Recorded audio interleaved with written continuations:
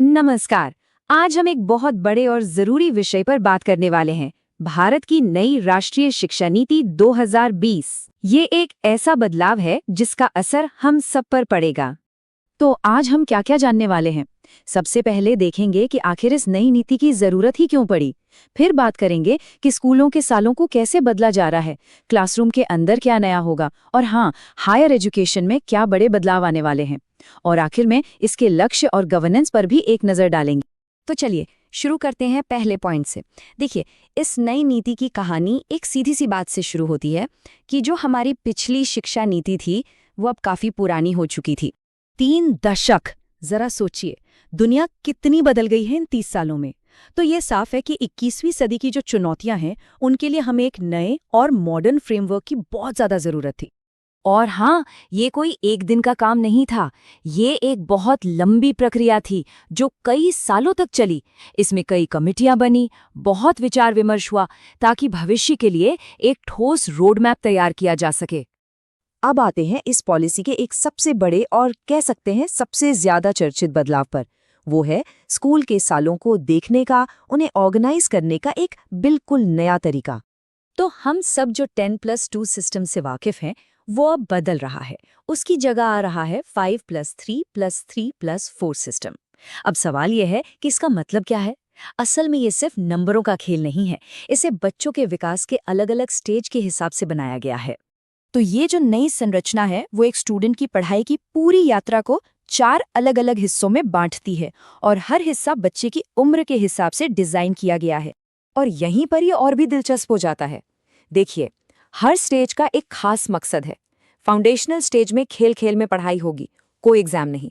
फिर धीरे धीरे फॉर्मल पढ़ाई शुरू होगी और मिडिल स्टेज तक आते आते कोडिंग और कारपेंट्री जैसे वोकेशनल सब्जेक्ट्स भी आ जाएंगे। और सबसे बड़ी बात, सेकेंडरी स्टेज में कोई फिक्स स्ट्रीम नहीं होगी, मतलब फिजिक्स के साथ फैशन डिजाइनिंग भी पढ़ सकते हैं।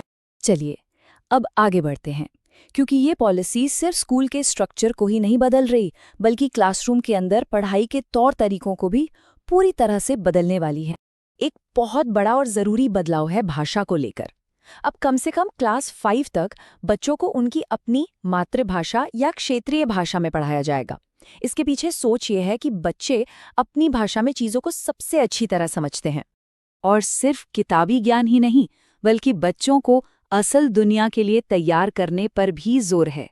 इसीलिए क्लास 6 से ही वोकेशनल और स्किल बेस्ड एजुकेशन को करिकुलम का हिस्सा बनाया जाएगा।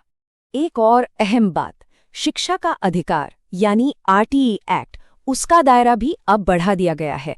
पहले ये 6 से 14 साल के बच्चों के लिए था, अब इसे 3 से 18 साल तक कर दिया गया है। मतलब प्री स्कूल से लेकर 12वीं तक मुफ्त और अनिवार्य शिक्षा। तो ये तो हुई स्कूल की बात, लेकिन ये सुधार यहीं नहीं रुकते। हायर एजुकेशन यानी कॉलेजों और यूनिवर्सिटीज के लिए भी बहुत बड़े बदलाव लाए जा रहे हैं। मकसद है एक ज्यादा फ्लेक्सिबल, इंटीग्रेटेड और ग्लोबल लेवल की कॉम्पिटिटिव सिस्टम बनाना। तो हायर एजुकेशन में क्या क्या बदल रहा है? मल्टी एंट्री और मल्टी एग्जिट प्रोग्राम्स आ रहे हैं। मतलब पढ़ाई बीच में छोड़ने पर भी कुछ ना कुछ क्वालिफिकेशन मिलेगी। पूरे हायर एजुकेशन के लिए एक ही रेगुलेटर होगा, कॉमन एंट्रेंस एग्जाम्स होंगे और एमफिल को बंद कर दिया जाएगा। और हाँ, दुनिया की टॉप यूनिवर्सिटीज को भी भारत में कैंपस खोलने की इजाजत मिलेगी। अब ये जो मल्टी एंट्री और एग्जिट वाला सिस्टम है, ये वाकई में एक गेम चेंजर हो सकता है।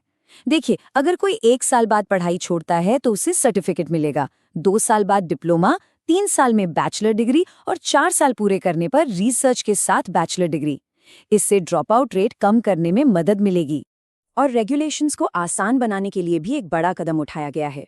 अब यूजीसी और एआईसीटीई जैसी कई अलग अलग बॉडीज की जगह एक ही संस्था होगी, भारतीय उच्च शिक्षा परिषद या HECI, जो पूरे हायर एजुकेशन सिस्टम को रेगुलेट करेगी।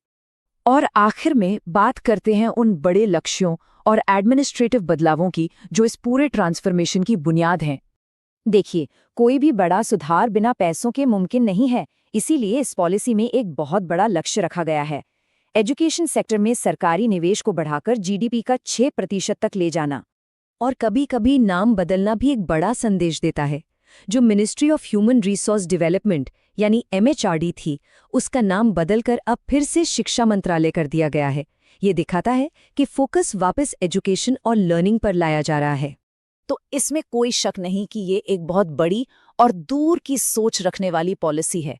लेकिन कागज पर बनी इतनी बड़ी योजना को असलियत में देश के हर क्लासरूम तक पहुंचाना, यही सबसे बड़ी चुनौती होगी। अब देखना यह है कि आने वाले सालों में इन महत्वाकांक्षी लक्ष्यों को जमीन पर कैसे उतारा जाता है।